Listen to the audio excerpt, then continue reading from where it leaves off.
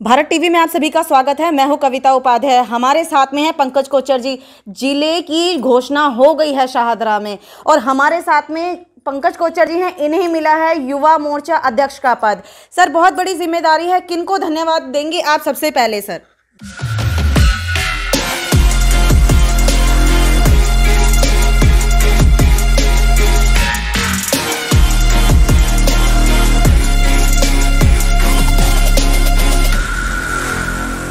मैं अपने ज़िले के अध्यक्ष रामकिशोर शर्मा जी को और गौतम गंभीर जी जो हमारे सांसद हैं, आदेश गुप्ता जी जो हमारे प्रदेश अध्यक्ष हैं, उनको सभी को मैं और पूरे भारतीय जनता पार्टी शीर्ष नेतृत्व को और भारतीय जनता पार्टी के सभी कार्यकर्ताओं को, युवा मोर्चा के सभी कार्यकर्ता को, हमारे दिल्ली के युवा मोर्चा के अध्यक्ष हैं वासु रुक्खड़ जी को मैं दिल की गहराइयों से धन्यवाद करना चाहता हूं कि उन्होंने मुझे काबिल समझा कि ये पंकज जिम्मेदारी को संभाल सकता है। और मैं उनको आश्वस्त करना चाहता हूं कि जो जिम्मेदारी आपने मुझे दी है उसका दिल से निर्वाह करूंगा और आने वाले समय में आपको लगेगा कि आपके द्वारा लिया गया डिसीजन गलत नहीं है, अच्छे से इस ज़िले को चला कर दिखाऊंगा।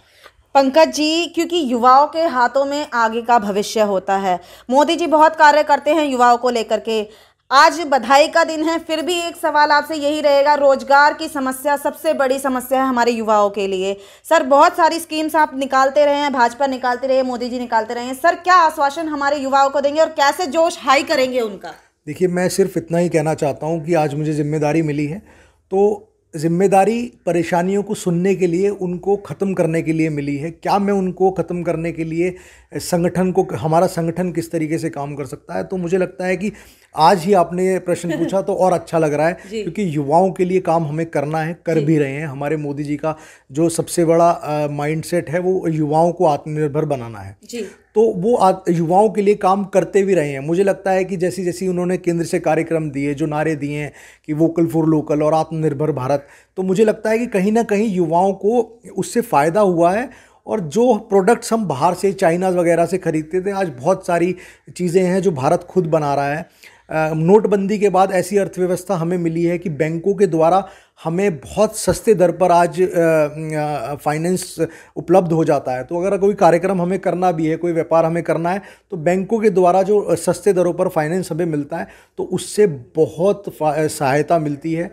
और अपना खुद का काम करते हैं, अपना खुद का व्यापार करते हैं, तो हमारे आपके जैसे बहुत सारे युवा अपने नीचे कई लोगों को रोजगार देने में सक्षम हुए हैं। तो मुझे लगता है ये तो मोदी जी ने ये काम जो नोटबंदी के बाद ये किया है, तो ये सबसे ज़्यादा फायदा इस देश के युवाओं को ही पहुंचा है। बिल्कुल सही कहा आपने सर, क्योंकि सिर्फ रोजगार हम तक नहीं, हमें औरों को भी देना है। आपकी ये बात बिल्कुल बहुत बढ़िया लगी है सर, क्योंकि नई टीम बन गई है, नए काम आपके ऊपर सौंप दिए गए हैं। सिर्फ शाहदरा जिला एक छोटा मोटा जिला नहीं है, बहुत सारा युवा आपसे जुड़े रहेंगे।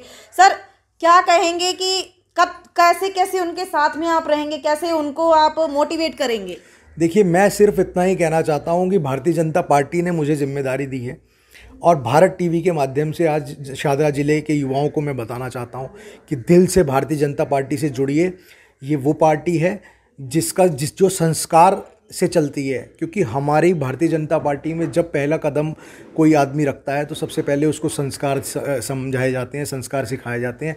पंडित दीनदयाल उपाध्याय जी ने जो इस पार्टी को संस्कार दिए हैं, हम कोशिश करते हैं कि हर कार्यकर्ता तक वो पहुँचे। तो आज नरेंद्र मोदी जी जैसा जिस प्रधानमंत्री, जिसको पूरी दुनिया जिसकी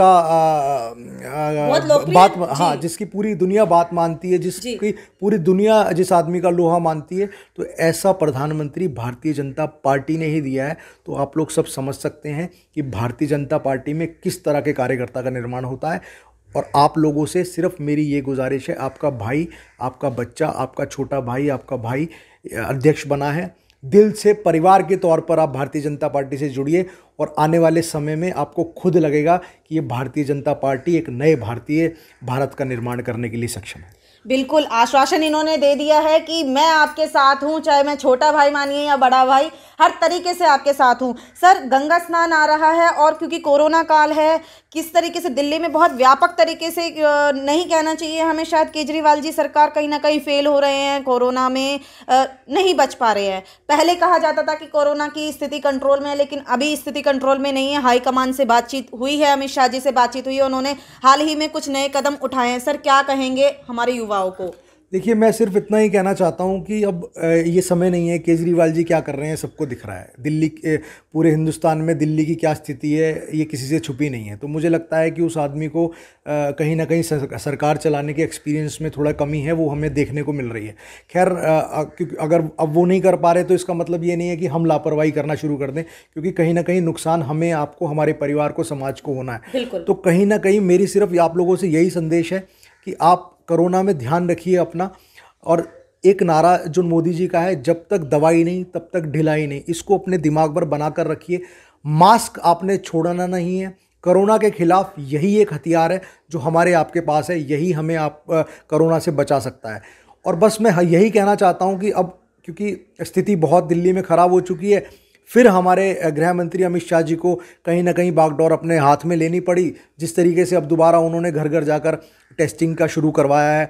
और मैं एक बात आप लोगों को फिर भारत टीवी के माध्यम से बताना चाहता हूँ, बहुत सारे कार्यक्रम, बहुत सारे ऐसे आईसीयू बेड्स की व्यवस्था भाजपा ने की है। जैसे अब शादरा जिले की मैं बात करूं तो गांधीनगर में हमारे सांसद गौतम गंभीर जी ने एक कैंप शुरू करवाया था, मगर वहाँ क्योंकि वो भाजपा ने कराया तो सरकार वहाँ, दिल्ली सरकार वहाँ उसको चलाने में भी उनका इंटरेस्ट नहीं है कि क्योंकि वो भाजपा ने गौतम जी के खुद के फंड से शुरू हुआ है। तो मुझे लगता है कि ऐसी स्थिति में भी, जब कोरोना में दिल्ली मर रही है, तबाह हो रही है, ऐसी स्थिति में भी मुझे लगता है कि केजरीवाल को सिर्फ राजनीति समझ में आ रही है। तो मेरा केजरीवाल को भी ये संदेश है कि आप दिल्ली के सीएम हैं, पार्टी अलग है, मगर आज दिल्ली अगर त्रस्त है तो ध्यान दीजिए, ये राजनीति बाद में होती रहेगी।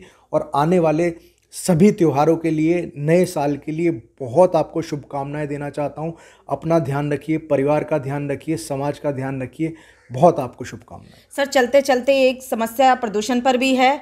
आपने क्योंकि एयर प्यूरीफायर लगवाया है, गौतम गंभीर जी की लोकसभा में लगा है एयर प्यूरीफायर। कहीं ना कहीं केजरीवाल जी ने तो अपने रेड लाइट्स पर लोग खड़े कर दिए हैं कि इंजन ऑफ करें आप। कितना सर ज़रूरी था एयर प्यूरीफायर लगाना हमारे लोकसभा में? देखिए, मैं इस चीज़ को फिर कहना चाहता हूं कि गौतम जी एक ऐसे सांसद हैं, वो ये देखते हैं कि मेरा फंड ऐसा यूटिलाइज हो जाए जिससे सीधा फायदा जनता तक पहुंचे।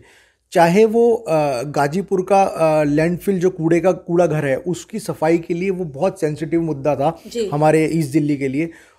उन्होंने जब वो अपना चुनाव का प्रचार कर रहे थे, तभी उन्होंने अपना मन बना लिया था कि इस मुद्दे को मैं ख़त्म करूंगा। और आज वो 40 फुट कम है पहले से। तो मुझे लगता है सांसद जी एक ऐसे, हमारे गौतम जी ऐसे सांसद हैं जो परवाह करते हैं कि मेरा फंड कम से कम ऐसी जगह पे चला जाए जो सीधे सीधे जनता को उसका फ़ायदा मिले। जिस तरीके के ये एयर प्यूरीफायर गांधीनगर में और कृष्णानगर में लगाए गए हैं, तो मुझे लगता है कि प्रदूषण तो सबसे बड़ी समस्या है दिल्ली के लिए। और रेड लाइट्स पर लोगों को पैसे देकर खड़ा करने से प्रदूषण कम नहीं होगा। इतने समझदार दिल्ली वाले सभी हैं। दिवाली में सभी लोगों ने पटाखे ना के बराबर जलाए हैं। ये इसलिए नहीं जलाए कि आपने रेड लाइट्स पर अपने लड़के इकट्ठे कर दिए, पैसे देकर खड़े कर दिए। इसलिए नहीं जलाए क्योंकि दिल्ली वाले सेंसिटिव लोग हैं।